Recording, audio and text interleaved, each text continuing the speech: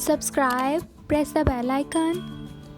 अस्सलाम वालेकुम my YouTube family, welcome to my kitchen. आज बहुत ही लजीज काले चने बनाने जा रहे हैं जी। ये मैंने रात से भिगो कर रखे थे और इनका पानी मैंने सेपरेट स्टोर कर लिया है। अभी हम लोग सबसे पहले चनों को डालेंगे, फिर इसके बाद इसके अंदर मैं 1 लीटर के करीब पानी डालूँगी जिससे इसे अच्छा सा बॉयल आ जाए। मैं इसे कुकर में नहीं बॉयल करूँगी, मैं इसे सिंपल पतीले में बॉयल करना रखूँगी और आप चाहें तो आप कुकर भी यूज़ कर सकते हैं जी। 1 टेबलस्पून नमक का मैं इसके अंदर डालूँगी और नमक मुझे थोड़ा कम लग रहा है तो जी मैं इसके अंदर 1.5 चम्मच डालूँगी क्योंकि हमारा चम्मच जो है वो थोड़ा छोटा है।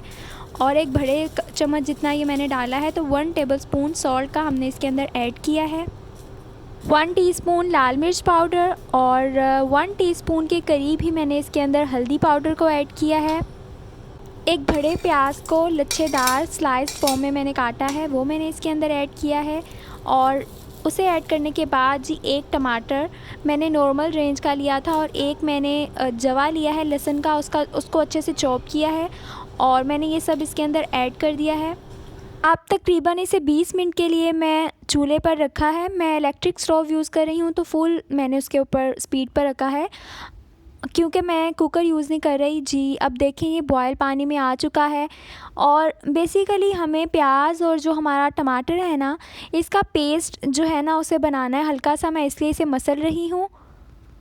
पानी को बिल्कुल खुश्क करने के बाद इसके अंदर हम ऑयल डालेंगे। अभी इसके अंदर पानी की कसर नहीं है, एक्चुअली बहुत ज़्यादा पानी है इसके अंदर, तो हाफ़ कप के करीब है।